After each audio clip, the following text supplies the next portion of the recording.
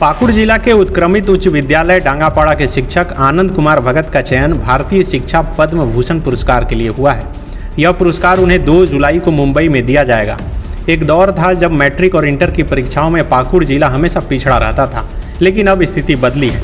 यह स्थिति आनंद जैसे शिक्षकों की वजह से ही बदली है, जो विद्यालय में छात्रों को सींचने का काम करते हैं। आनंद को IDYM नामक संस्था की ओर से यह सम्मान मिलने जा रहा है। यह संस्था 195 देशों में शिक्षा व्यवस्था पर काम करती है। हाँ जी, पहले तो बहुत बधाई आपको। धन्यवाद सर। ये कब मिलने वाला है पुरस्कार? ये 2 जुलाई को मुंबई में एक प्रोग्राम होने वाला है, उसी इवेंट में ये प्राइज मिलने वाला है।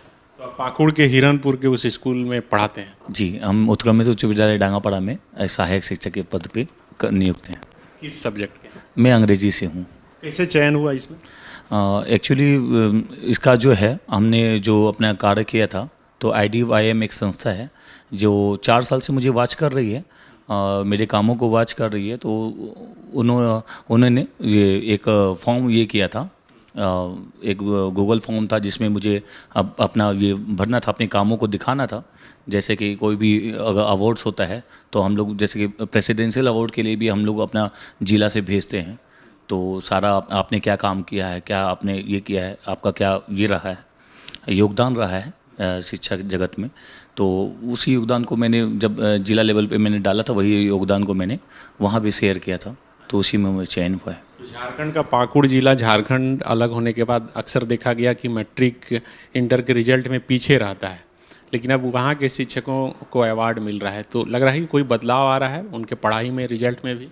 जी बिल्कुल। और ये तो बदलाव तो है ही। पहले पाकुड़ जिला जो था वो 24वें पायदान पर आ रहा था 2019 तक, जहाँ तक मुझे ज्ञात है 2019 में भी 24वें पायदान पर था। लेकिन इसका सारा श्रेय जो है वो पाकुड़ के हमारे तमाम शिक्षक साथियों कर्मियों को जाता है, शिक्षक शिक्षिकाओं को जाता है, जिन्होंने दिन रात परिश्रम करके इस परीक्षा परिणाम को बेहतर करने का कार्य किया है।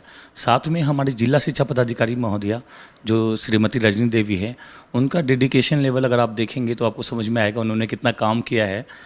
मैं भी कभी मैं अभूतपूर्व हो जाता हूँ कि मैम इतना, मतलब 2-3 जगह के प्रभाव में रहते हुए उन्होंने गाड़ी से भी मीटिंग अटेंड किया है।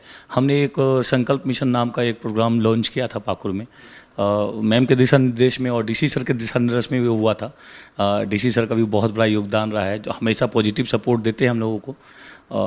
तो मैम ने क्या किया कि वो संकल्प मिशन में हमारी जो कुछ चैलेंजेस थी कि कैसे पाकुड़ का परीक्षा परिणाम बेहतर किया जाए, तो उन चैलेंजेस पे, उन चुनौतियों पे हमने काम करना स्टार्ट किया।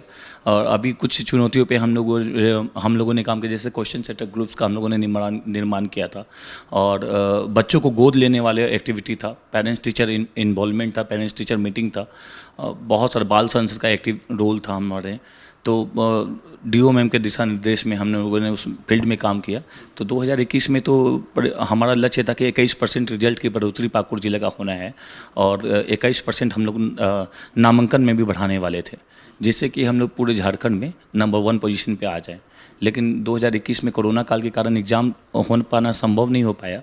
2022 के एग्ज़ाम में, मैट्रिक एग्ज़ाम में हम लोगों ने 21वां पायदान हासिल किया, और 2023 के एग्ज़ाम में, मैट्रिक के एग्ज़ाम में हम लोगों ने पूरे स्टेट में, झारखंड में 13वें नंबर पे हम लोग आए हैं।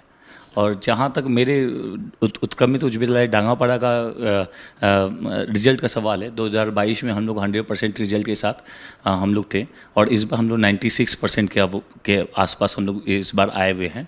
और डांगापाड़ा जैसे गाँव से कभी जो है 400 नंबर बच्चे नहीं लेके आ पाए थे। इस बार 10 की संख्या में लगभग 75 बच्चे में 10 बच्चे ऐसे हैं जो कि 390 से 449 नंबर तक के आंकड़ों को छुए हैं, 80% के मार्जिन को छुए हैं। तो डांगापाड़ा जैसे छोटे गांव में ये कीर्तिमान स्थापित करना, या वहाँ के शिक्षकों का जो हमें सपोर्ट मिला, ये सब उसी का परिश्रम है। और मैं जो ये प्राइज़, जो ये अवार्ड मिल रहा है, मैं अपने सभी शिक्षक साथियों को, डांगापाड़ा के शिक्षकों को, जिला शिक्षा पदाधिकारी महोदया और उपायुक्त सर को मैं समर्पित करना चाहूँगा। अच्छा, पहले के जो सरकारी शिक्षक रहते थे उनके प्रति तो बहुत सम्मान रहता था, लेकिन अभी के दौर में देखा जाता है, कहा यही जाता है कि सरकारी नौकरी लग गई, सरकारी शिक्षक बन गए, सिर्फ सैलरी उठा रहे हैं। लेकिन इस दौर में अगर किसी सरकारी शिक्षक को सम्मान मिल रहा है तो बड़ी बात है। तो आप कैसे इसके हकदार खुद को मानते हैं? आपने क्या कुछ मूलचूल बदलाव किया या एक्सपेरिमेंट किया वहाँ पर?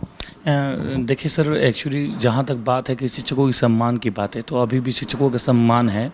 लेकिन ऐसा होता है ना कि सरकारी स्कूल के बच्चे हैं तो उनको नज़रअंदाज कर दिया जाता है। आज भी अगर आप टॉप रैंकर्स में देखें तो टॉप कॉलेजेस में देखें तो सरकारी स्कूल के बच्चे ही पहुंच पाते हैं।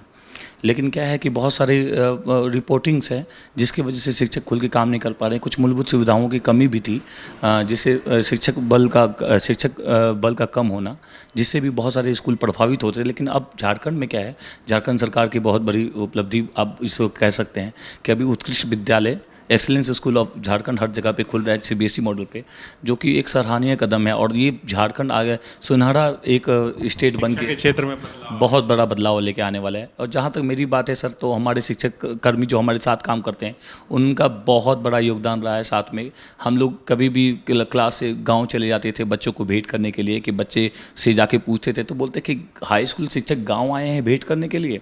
तो उन मतलब एक अलग ही नज़रिया था उनका देखने के लिए। जब हम लोग गांव गए थे, बीच में ऐसा दौर आया 2005 से 2019 तक शिक्षकों की भारी कमी थी, जिसकी वजह से शिक्षक स्कूल में ही रह पाते थे, वो बच्चों तक नहीं पहुंच पाते। और बच्चों को अगर हम जब तक कुछ नहीं देंगे तो वो स्कूल नहीं आएंगे। तो जब हम लोगों अच्छी संख्या में, अब 2019 की बहाली में बहुत सारे टीचर आए, मेरे ज़िले में भी 252 टीचर नियुक्त हुए।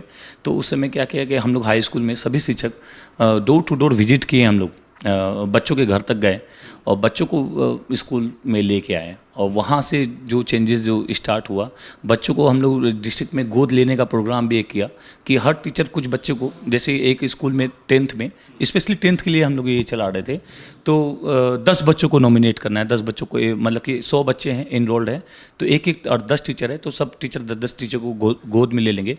इवन आपको एक वाक्य आश्चर्य लगेगा कि एक दौर था, हमारी जिला शिक्षा पदाधिकारी मैम ने भी उसको शेयर किया था कि एक शिक्षक जो अपने मोबाइल में बच्चों का नाम और उनका मोबाइल नंबर पीछे में जैसे होता है ना कि हम लोग कुछ नोट करके रखते हैं, उन 10 बच्चों का रोल नंबर और नाम वगैरह और उनका मोबाइल नंबर लेके वो घूमते थे।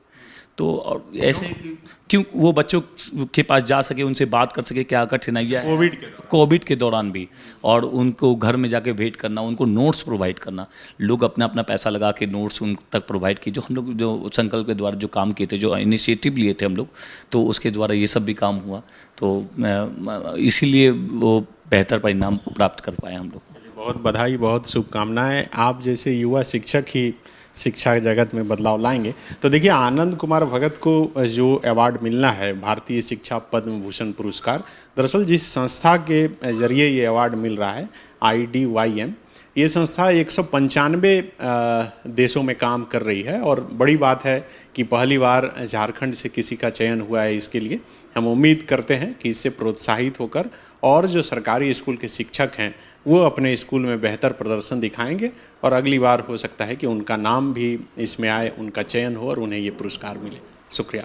बायोम जो है मेडिकल प्रिपरेशन का एकमात्र संस्थान, जहां है complete digital classrooms, video lectures, student tracking system, library facility and 100% result oriented rankers batch. Biome, Hinoo एवं नगरा टोली, रांची।